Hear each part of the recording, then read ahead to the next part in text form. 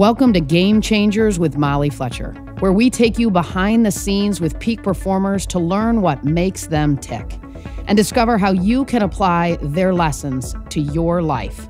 I'm your host, Molly Fletcher.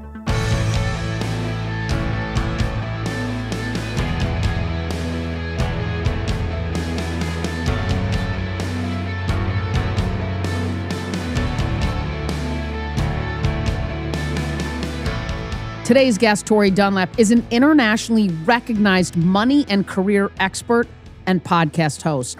After saving $100,000 at age 25, Tori quit her corporate job in marketing and founded her first 100K, giving women actionable resources to better their money. She has helped over 3 million women negotiate salary, pay off debt, build savings, and invest. Tori is the host of the #1 business podcast, Financial Feminist, and author of the upcoming book, Financial Feminist, available for pre-order now. Her work has been featured on Good Morning America, The Today Show, The New York Times, and People. Tori now travels the world writing, speaking, and coaching about personal finance, side hustles, and confidence for women. In our conversation today, we talk about how to achieve your financial goals. This was a fun one. Let's jump in. This is my conversation with Tori Dunlap.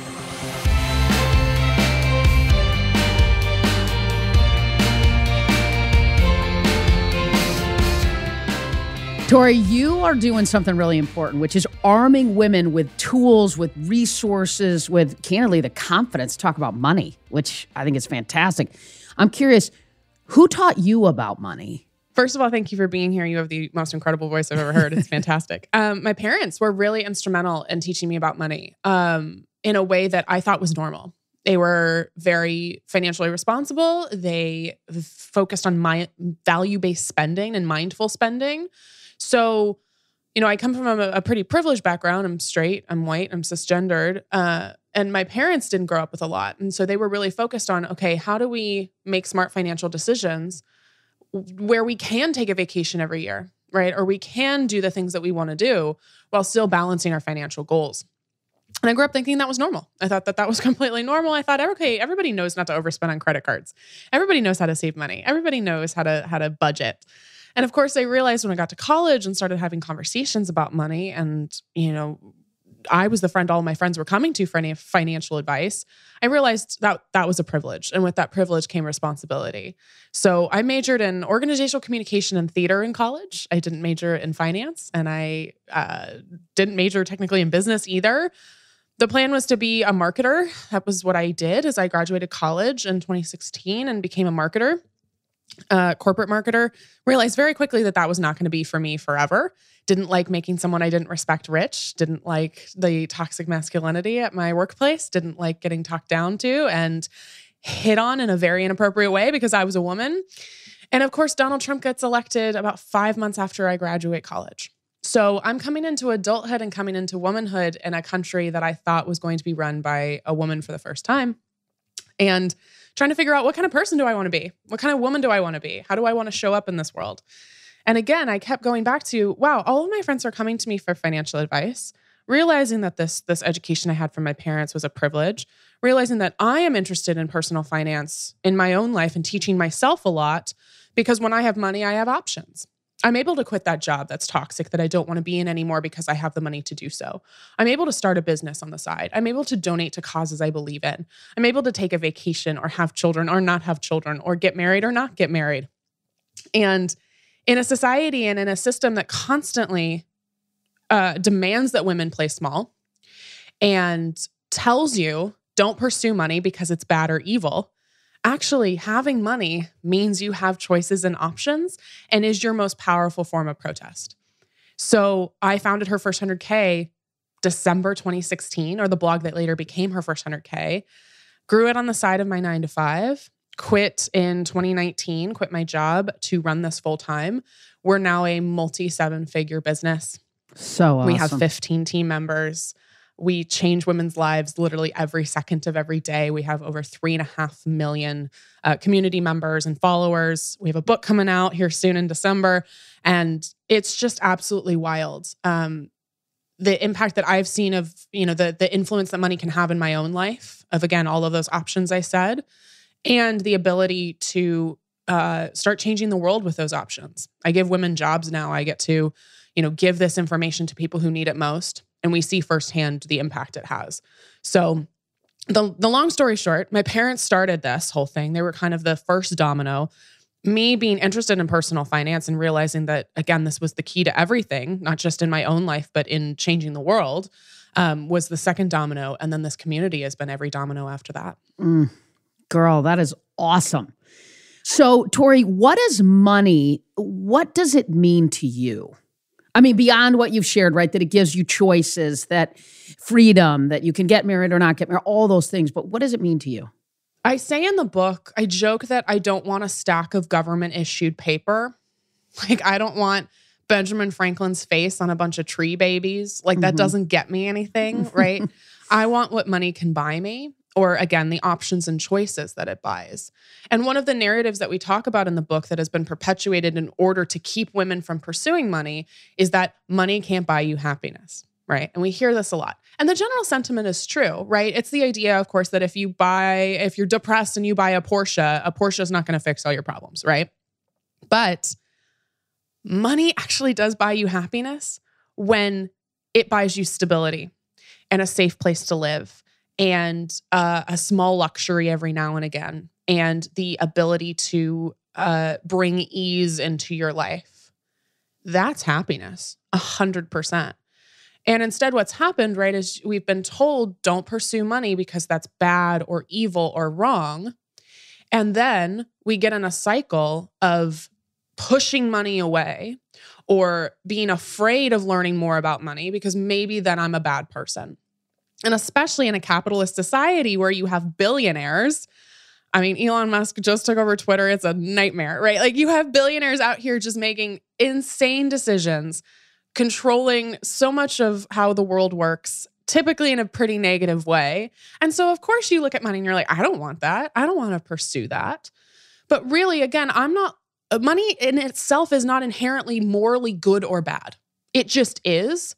It is what you do with that, right? For me, I like to think that I'm using money as a source of good in my life and a source of good in other people's lives. I get to throw money at organizations, businesses I believe in. I get to go into my community. I was joking the other day at my farmer's market, and I just get to be like Oprah at my farmer's market. Oh yeah, I'll take a slab of bacon. Cool. I'll take some honey. I'll take some fresh flowers. Let's go. And I don't have to think about it because I know I have the money to afford it, and I'm trying to pour money back into my community.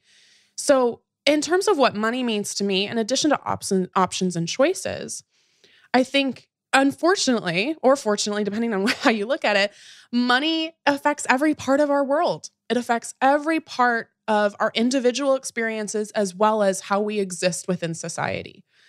My goal is to give every single woman the feeling I have, which is ease and joy and abundance. Yeah, and the freedom to be able to say, yeah, I'm going to buy the $2 more expensive honey at the farmer's market, or go to the farmer's market at all, or again, take that vacation, and again, I'm not looking to have a bunch of money. I don't want to be a billionaire. I don't need a bunch of women to be billionaires, but I need them to at least have the amount of money that it takes to have options and choices, to leave those bad situations, to put themselves into good ones, to be able to not have money be the thing that's holding them back from the life that they actually want to live. How do you approach personal finance advice, if you will, Tori, differently? So if you walk up to a random person on the street, they're probably, and you ask them like, what personal finance advice have you heard or who do you know about? If they can give you an answer, the answer is probably Susie Orman, Dave Ramsey, or Rich Dad, Poor Dad guy, right? Like those are probably the three. Those three people have helped so many people. And that's my first, I want to hit that right off the bat. Help so many people get out of debt, save money, do all of those things. It's also the most like shame-based, judgmental approach that often does not acknowledge systemic oppression. I say over and over again on our book, or in our book, on our podcast, on our social accounts, your personal choices when it comes to personal finance are probably about 20%. Systemic issues, racism, poverty, ableism, sexism, all of that, that's like 80%. So what we do is we try to control what we can control, that 20%. Okay, do we have a budget together? Are we spending in a way that feels mindful? Have we opened up a Roth IRA and contributing what we can?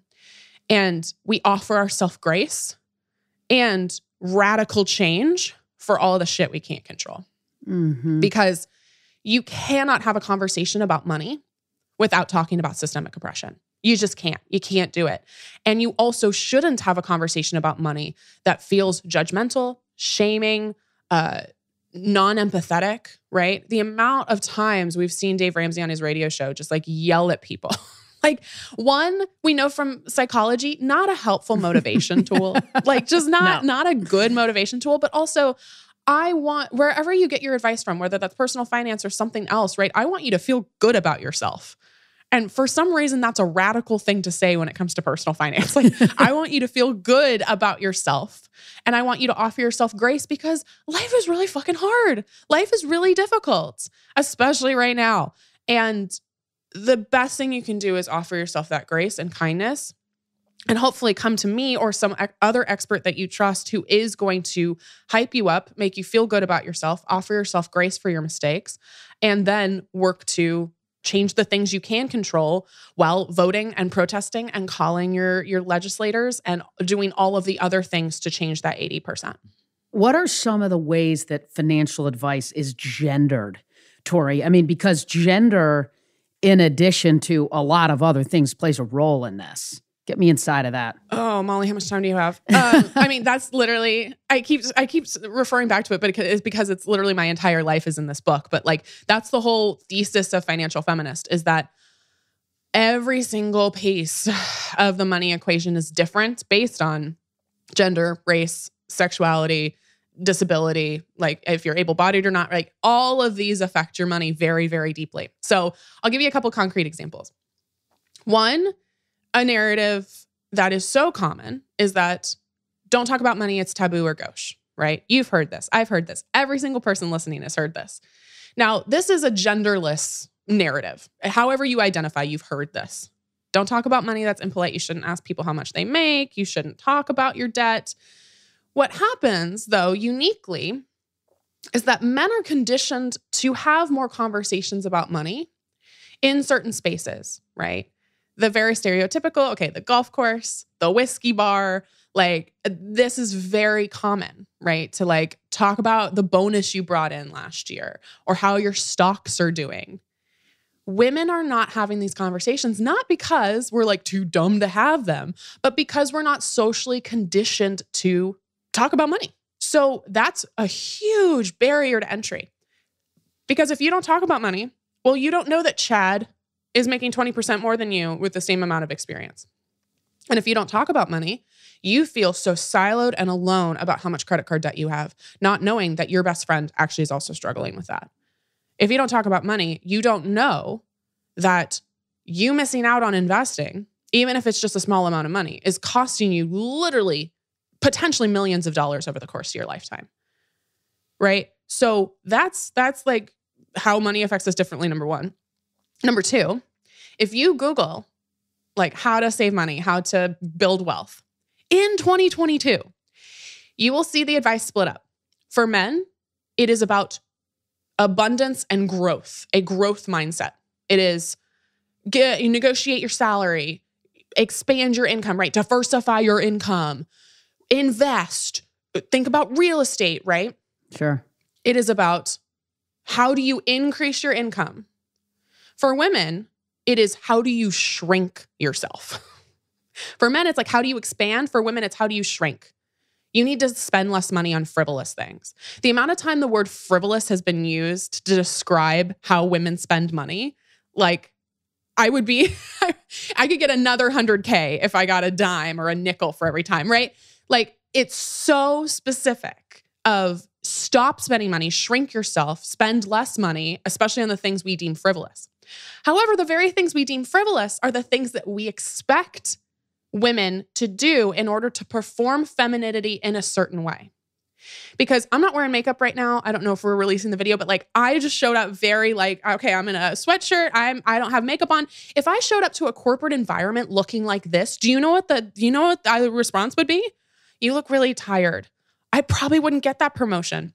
If I went to a job interview looking like this, I would be deemed, quote, unprofessional. And if you are a woman of color, especially a Black woman, and you are not performing what we expect Black women to look like, this is even 10 times worse. So the very thing we're shamed for, the manicures, the nice outfits, the makeup, the waxing, are the very things that we expect women to do in order to conform to what our idea of femininity is. I literally have hundreds of these examples, but the last one I'll give you is the interesting thing about investing is the number one reason women don't invest is fear. And if you're listening to this and you're a woman and you haven't gotten started, this is going to ring so true to you. Fear of getting started, fear of making a mistake, fear of losing money. But when women actually do start investing, we are better investors than men. However, we wait longer to invest or don't invest at all compared to men. So we have the wage gap, the wealth, the 78 cents, 82 cents to a man's dollar, worse if you're a woman of color. But we're not talking about the investing gap, which means that we're making less money. It's growing at a slower rate because we're not investing. And then, fun fact, women live 7 years longer than men do. Taking less money, growing at a slower rate, we're expected to live longer on that money. That is an equation that doesn't make any sense to me. So with investing, we have this huge education gap and this fear mongering because, shocker, the entire stock market community, Wall Street is full of straight white dudes named Chad. So of course we don't feel welcome. Of course we don't feel like this is a place for us when we have been actively told, no, investing's not for you. Oh, you can't join this Reddit thread. This is just for men only. The amount of times women in my community told me around like the GameStop boom in 2021 that they were told that verbatim, dozens of women told me that. So the very like key to wealth building, which is investing, we are being actively gatekept out of. And we think it's so intimidating that we don't end up doing it. So men who are already making more money than us now have X amount more dollars because they're growing the money they do have. And we're still in a fear and scarcity mindset, no fault of our own, but because we've been told to play small. And really, all of this, the whole thesis of my book is that society asks us to play small, demands that we play small in every aspect of our lives. And that especially manifests with money. Because again, like I said before, when you get to play big, when you have money, you have control over your life as opposed to the patriarchy, the system controlling you. You know, it's interesting because, Tori, I speak about 100 days a year to companies, and I do a fair amount in the financial space. And, you know, every single audience is 80% guys and 20% women. And you know, in that space. So not only the people that are giving the advice from an investment perspective are often not women. And women, I know organizations and firms are working hard to get more women in those roles because they're good at it. They're great at it. Again, women outperform men when it comes to investing. And it's not shocking to hear that. And the other thing too is we have so many stories of like women going in with male partners. And of course, the guy sitting behind the desk who's going to do the financial advising is a man and only speaks to the male partner, does not speak to the woman in the room. And there's so many layers to that onion, but like, it's so interesting. Again, in 2022, we've made so many strides and have, progressed so much. And yet things like the woman's right to choose is still on the ballot. You know, it's thinking about how the financial system is structured in a way that you have to have some sort of base knowledge to even try to understand. And if you're a first-generation immigrant, good luck. Like, so difficult. What is a credit score? Like, I couldn't tell you until a couple of years ago, and I've lived in the United States my entire life, right? And my parents have, and my grandparents have. And so there's so many layers to this onion that you keep pulling back and this is what I learned from researching the book and researching our podcast, is like all of it's interwoven. Hi there, it's Molly. I've got some exciting news to share. I'm thrilled to announce I've launched my first ever on-demand course, Up Your Game. Unlock the drive to fuel next level success. Have the past few years left you burned out and stretched thin?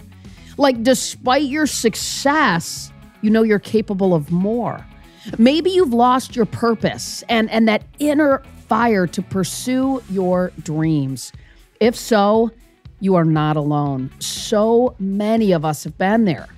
As a top sports agent for 15 years, representing and working with the best of the best, I've seen and helped countless people unlock their drive to accomplish great things and finally live out their dreams. That's why I've crafted a brand new on-demand course to help you unlock your potential to fuel next level success. In my new course, Up Your Game, I share the critical 8 keys that you absolutely must use to get unstuck and to finally realize your fullest potential. This course, it's not inspirational fluff.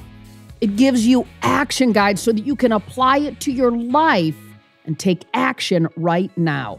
So are you ready to up your game? Sign up for my new course today at mollyfletcher.com/course. That's mollyfletcher.com/course. I can't wait for this course to change your life in incredible ways. Check it out.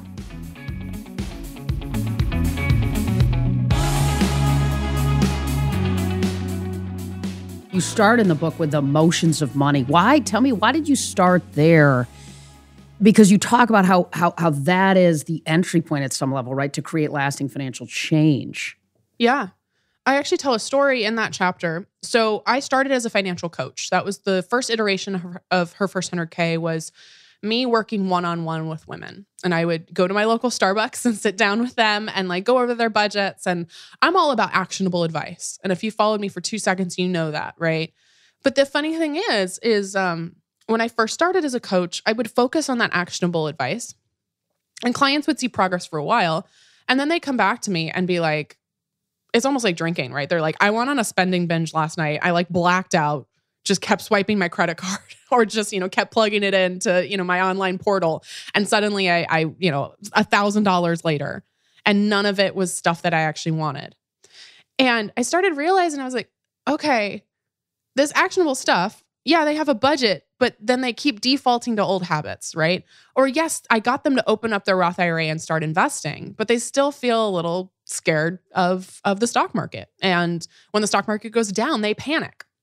And I realized just how seeped in our financial trauma is to every single choice we make. Yeah, sure. So the vast majority of money habits are cemented by age 7. We know that from research, from statistics. I want to repeat that because it's just crazy. By 2nd grade, the vast majority of your money habits have already been cemented, which means, of course, that the people who are raising you, your parents, your grandparents, your guardians, whomever, they're impacting the way you view money for the rest of your life. And I lead you through a practice in the book, and you can do it here too. Think about the first time you ever thought about money. What is your first money memory? For me, it was saving up money to go see Annie the musical, because did I mention I'm a theater kid? That was me. I literally put my coins I found on the street or made in a lemonade stand in an Altoids tin so I could afford a ticket to go see a musical. Because my parents told me, if you want something, you need to save for it, right? That was a great memory that completely impacted every single choice I've made about money since then. Other memories I've heard have been not so positive, right? First time I remember thinking about money is I saw my parents yelling at each other about it. First time I remember considering money was because I realized we didn't have any, or we didn't have enough.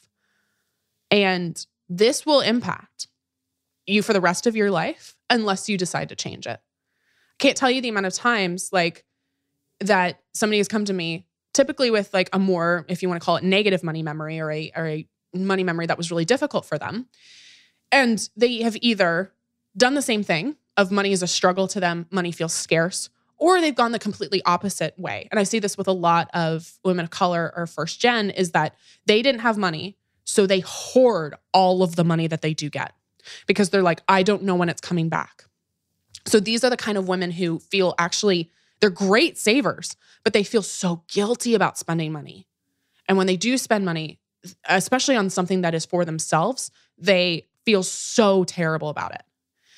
And we have to start with the emotions of money as well as the narratives that you've been told. Again, money is taboo. Don't talk about it. If you pursue money, that's bad. That's a morally irreprehensible thing to do. Money can't buy you happiness, right? Or the feeling of, I don't want money because that either A, makes me a bad person, or B, actually makes my life worse. Because if I have money and I don't know what to do with it, that's worse. So we spend the whole first chapter talking about these narratives, talking about your money memories, and then going through journaling prompts of like, okay, how does this money memory shape how you view money now? And what do you want to change about that, if anything? We can't learn how to make a budget.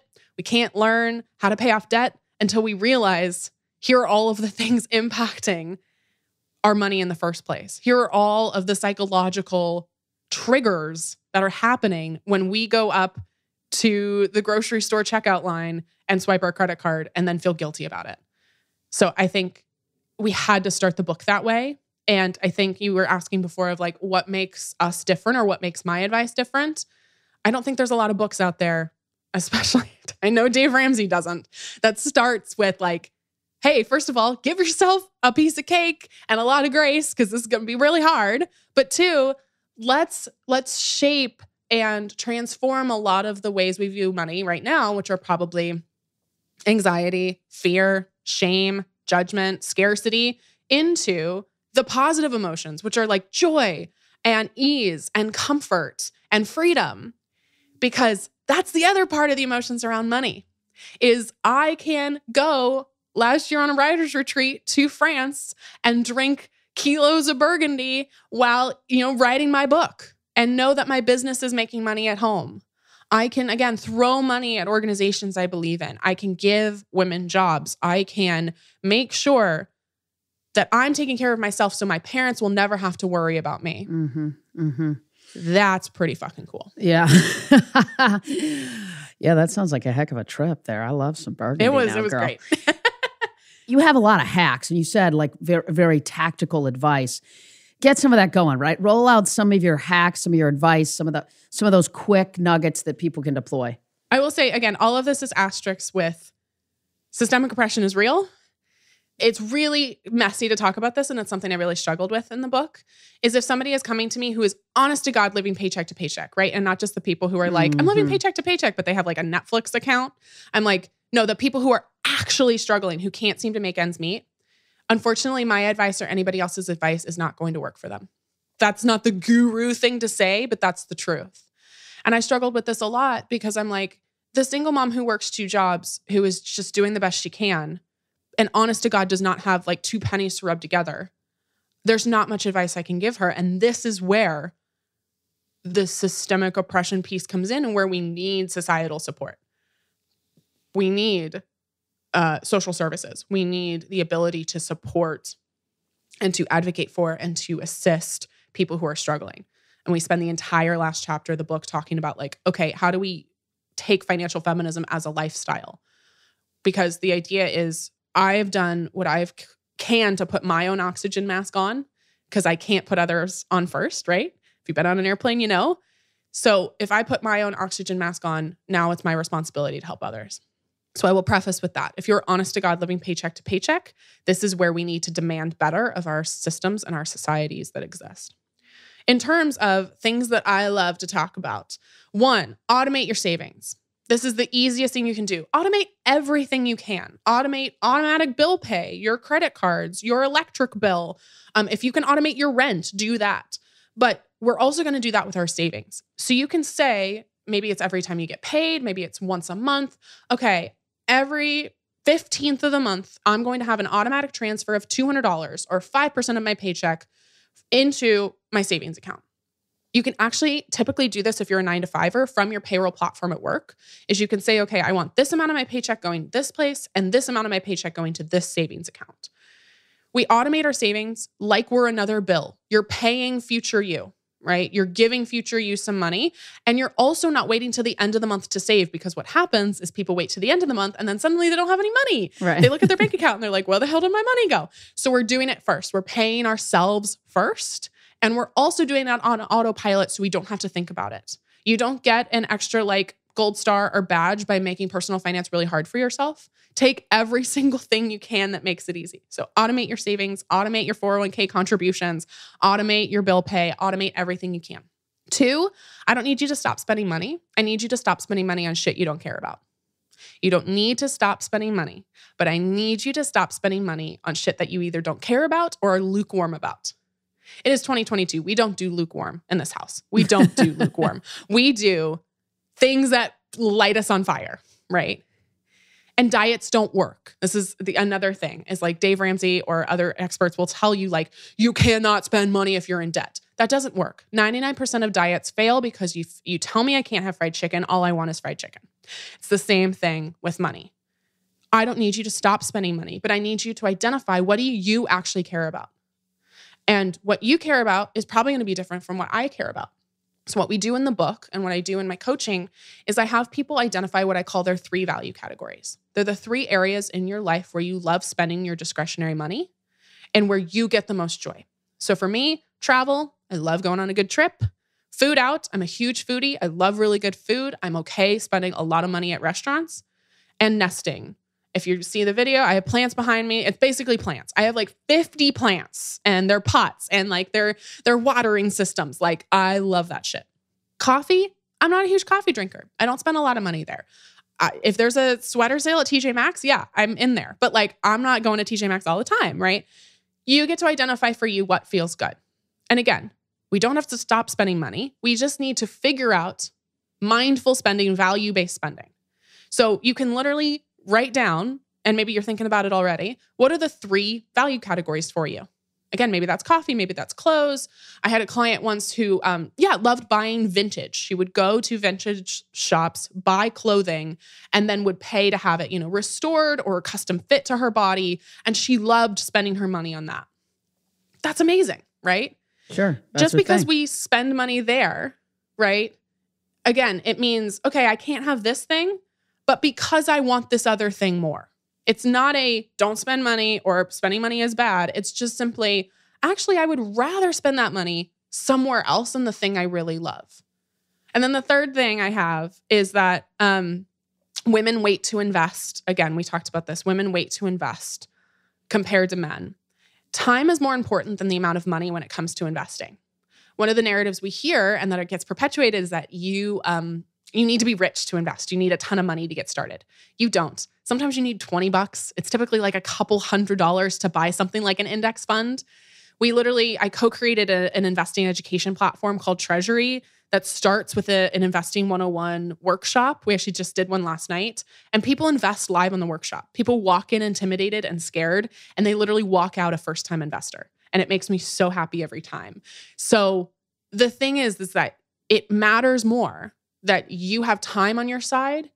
So you have to start today or tomorrow. You cannot wait a few weeks, a few months, a few years. People put it off. They go, oh, I'll figure it out later.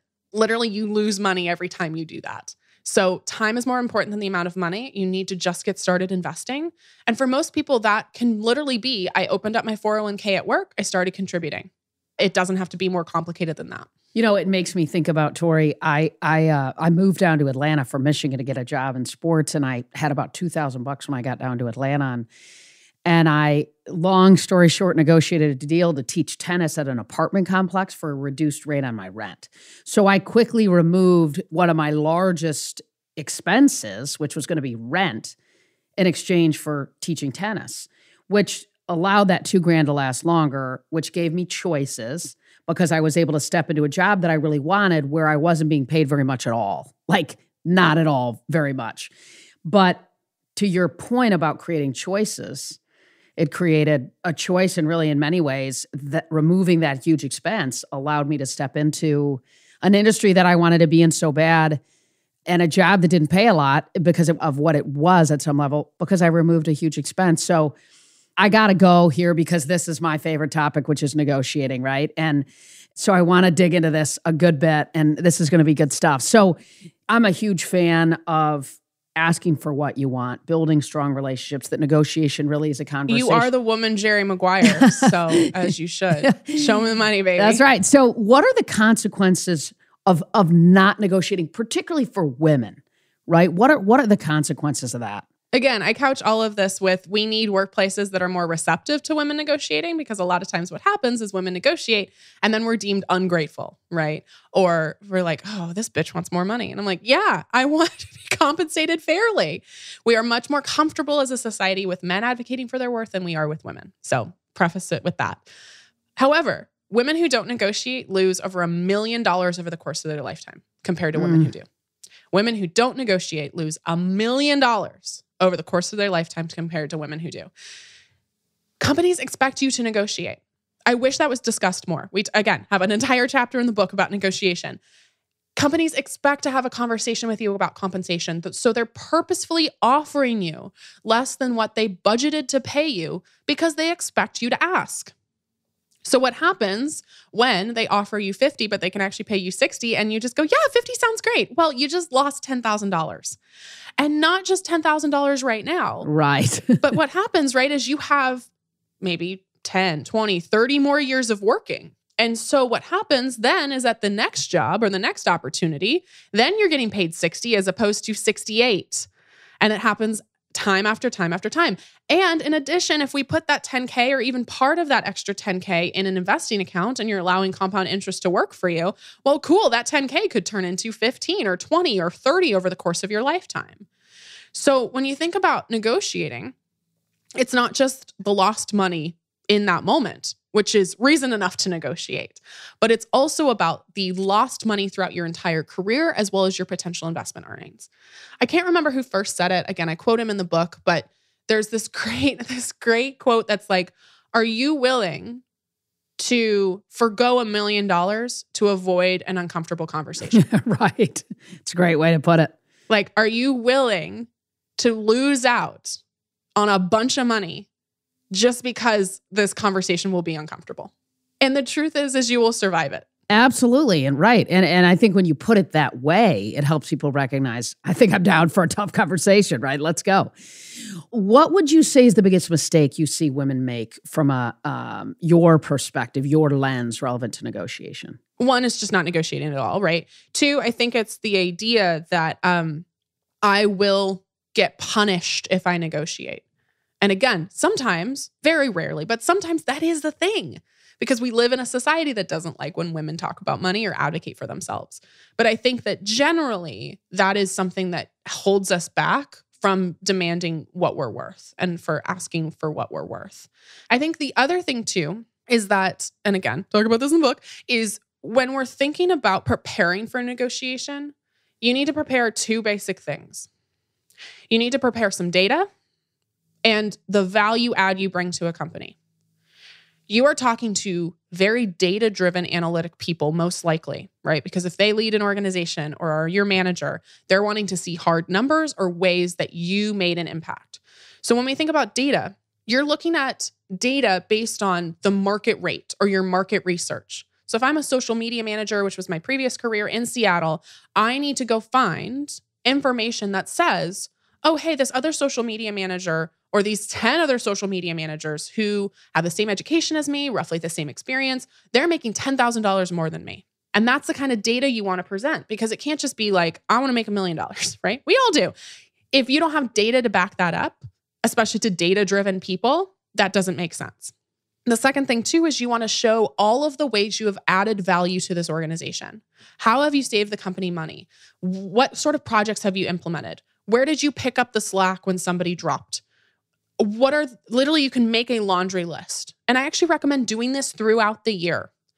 I would literally, when I was working corporate, I would have like a Google Doc or like a Post-it note, if you want to go really old school, of like, I would write down every attaboy. I would write down every like fire I put out. I would write down, oh, I saved this person's ass, or, oh, this thing happened. Because you forget, right? The day-to-day you forget. And when you're in your you forget, but you know who else forgets? Your boss. The people you're negotiating with. Absolutely.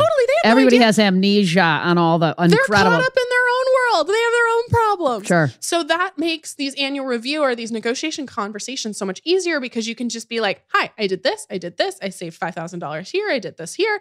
It's so much easier, right? You were presenting why it would be a huge loss if you were to find another opportunity somewhere else. And the other thing I hear a lot, especially right now, is like, there's layoffs happening or COVID. Like, I can't negotiate right now. You deserve to be compensated fairly no matter what's happening in the world. You deserve to be compensated fairly no matter how the business is performing, unless your role, like as CEO or something, is directly related to how the company's performing, right? You deserve to be compensated fairly regardless. And I say in the book that basically we have three options, right? We can better the situation we're currently in, ask for a raise, purposefully cut our hours of saying, I'm not going to do that anymore, or set boundaries. You can find another opportunity, right? You can go somewhere else. You can get a side hustle. You can find a happy medium there, or you can create your own opportunity, which is what I did. I started my own business. Those are your three options when you feel undervalued and when you feel underpaid and overworked. You can advocate for yourself at the current organization. You can move on to some place that's going to treat you better, or you can create a situation for yourself.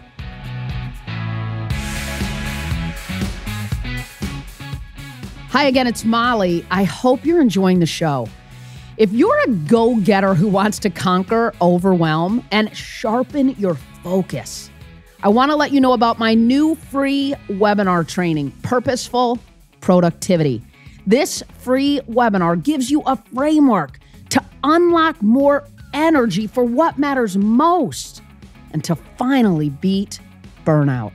Head over to mollyfletcher.com/webinar to access this free training and my new life-changing energy management framework.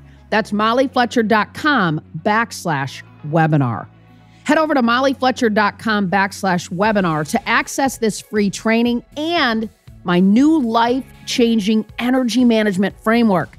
That's mollyfletcher.com/webinar.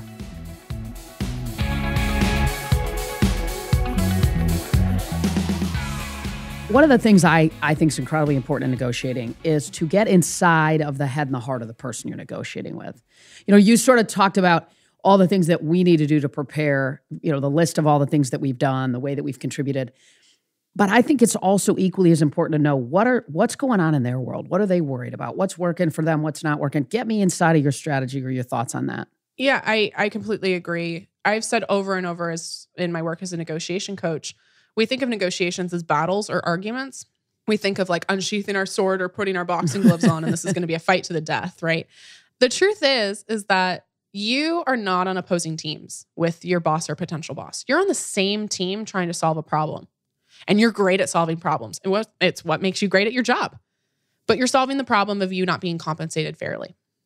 And in a lot of ways, to your point, you have to understand where your boss is coming from and what sort of either pitch you have to make to them if they're the person who's going to make the decision, or helping them make the pitch to the, you know, their bosses or their boss's boss, because that's the person that's going to be able to, you know, the stamp of approval to give you the raise. And in the best negotiation conversations I've had, it is a conversation. It is a back and forth. Absolutely. It is a, hey, I feel this way, or I want to know how I can better my work here, as well as continue to support you and what you're doing. How can I do that? And my boss asks me the same question. The magical thing too is if you get to the point where your boss is saying, no, we can't do raises right now, or it doesn't make sense, or maybe you haven't earned this raise, you can say, oh, I'm sorry to hear about that, but what do I need to do in 6 months in order to get me there? What is the plan that you and I can create together in 3 to 6 months to get me there? One, then you have the bulleted list of every single thing you need to do that you have mutually agreed upon, hopefully. And two, when you do all those things, you get to waltz in and be like, hello, I've done it. I would like my raise now, please. It gives you a very distinct plan. Would you say, I mean, I would almost go a step deeper and say, hey, if I do these 10 things, can we agree now that I get another 10 grand or 15 grand or 5 grand or whatever. I mean, preload the deal at some level, right? Sure. And then put it in writing, right? Go after an email and say, hey, that was a great conversation. Thank you so much. As a reminder to both of us, here's what we discussed. Because what has happened is, right, you get 6 months later and the boss is like, no, it's still a really bad time. No, you need it in writing somewhere. So yeah, I love that of just being like, yep, $10,000, $15,000, or I get this amount of bonus at the end of the year. Yeah. And I also think you've got to live by the if this person gets hit by a bus philosophy, which is something I kind of live by, which is that do everything you can to get it now, right? Versus in 6 months, because you never really know how that plays out if they, as I say, get hit by a bus. Let me ask you this, right? We have 3 daughters, 3 college-age daughters who are just an absolute gift. And besides ordering them a copy of your book, what's the most important things you would tell teenage girls to encourage them to step into this space? Talk about money. I know I've said it over and over, but talk about money, have conversations about money. It sounds like I don't think you have any sons, but one of the things I tell parents is teach your daughters about money in the same way that you're teaching your sons, sure, but with the added element that you know society is going to be different. What I can't tell you, again, the amount of stories of people who said, oh yeah, my parents talked to my brother all the time about money, or they taught him how to open up a stock market account. They didn't teach me anything. They didn't teach me anything. Or they taught me budgeting, or they taught me coupon clipping. So be mindful of how you speak to your daughters versus your sons. Again, the feeling I want for every single woman on this planet, and especially the women who are young and have the opportunity to create incredible lives for themselves right from jump, is that you are so deserving of money. You are so deserving of every single good thing in life. So to every woman, but especially to young women, cultivate that worthiness. Cultivate that sense of confidence and knowing that you deserve to be in every single room you're in, and that you need to demand better if you're not. Yeah, and I would add too, Tori, I think one of the things that is so important for young women is to practice asking for what you want. My girls negotiate with me all the time, right? I'll go, I'll pay you X for doing this. And they'll go, well, yeah, but if I'm doing that and then I should do that. I mean, they're constantly grinding me for, and I love it because I want them to practice asking for what they want. Because to me, all those moments, all those reps of practicing, whether it's with me, all that strengthens their muscle for when they need to walk down the hall or navigate or close a deal on their own if they're running their own business. I mean, so one of the biggest reasons I believe women don't negotiate as much as men is a lack of confidence around negotiating. And confidence is a worthiness issue.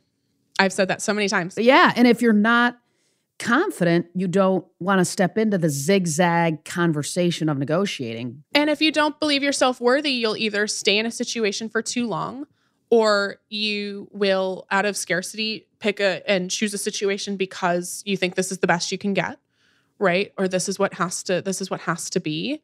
I would also say, don't let anybody tell you you're crazy. The word crazy gets thrown around as such an insult to women, right? Like if we're too big or too angry or too messy, I put messy in quotes, we're crazy, right? Or if we're asking for change or demanding better, we're crazy.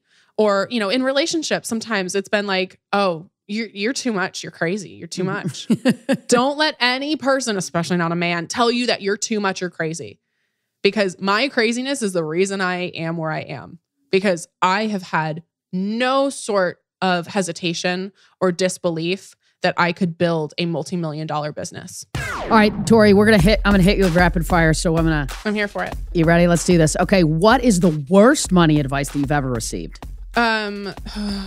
That I received, a man at my first job told me that I needed to stop saving so much money because what was I going to do with it anyway? Well, guess what? I have a net worth. I don't know his net worth, but I would like to compare bank accounts and see how we're both doing. What's the one thing you wish you knew about money earlier in your life that you now preach about?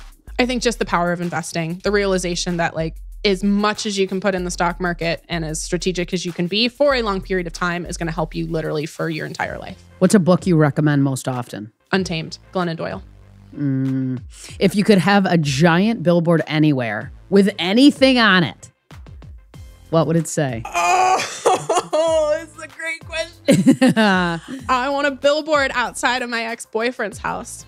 I don't know what it would say, but I have told this story publicly. He invited me to Hawaii to meet his family. They were like there on vacation.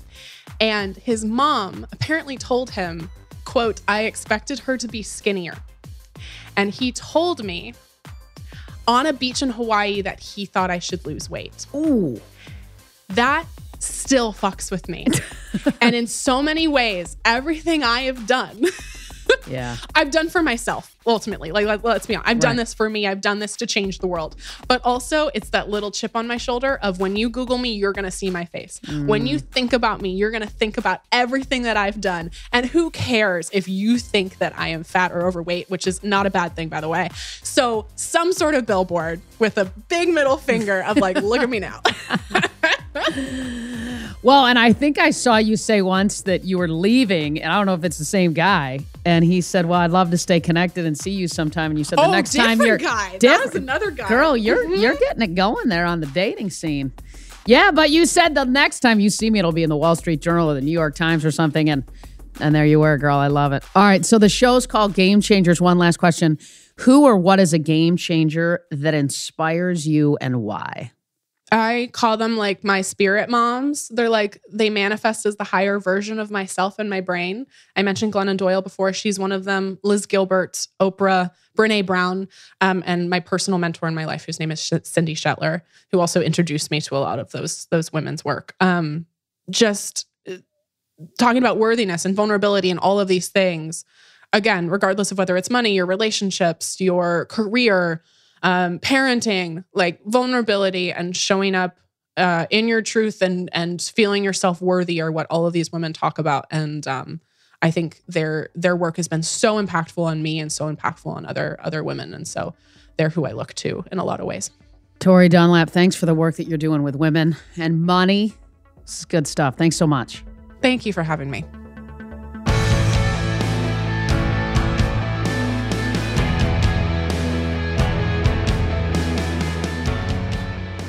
Here's a couple takeaways that came up for me from my conversation with Tori. Number one, have real conversations about money. Have real ones. Even big goals like equal pay start with small conversations. It might be a little bit uncomfortable at first, but talking about money is a way that we can start to change deeply ingrained beliefs.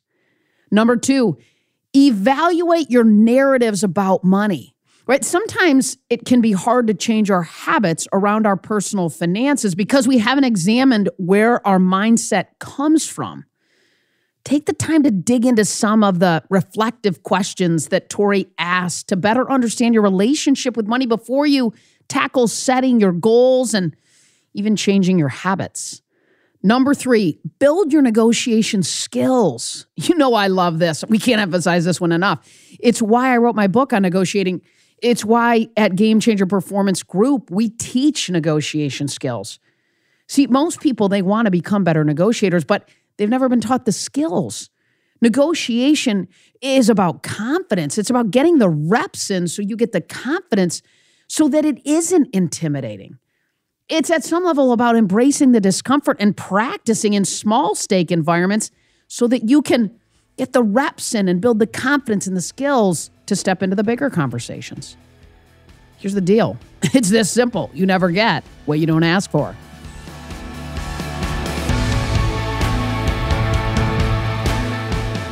Thanks, as always, for listening to Game Changers with Molly Fletcher. If you like the show, be sure to subscribe on Apple Podcasts. There you can listen to previous episodes and leave us a review, which helps other people find out about the show.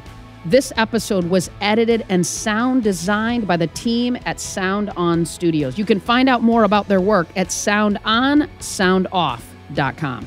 Check it out. For more about me, visit mollyfletcher.com. Until next time, stay curious and be bold.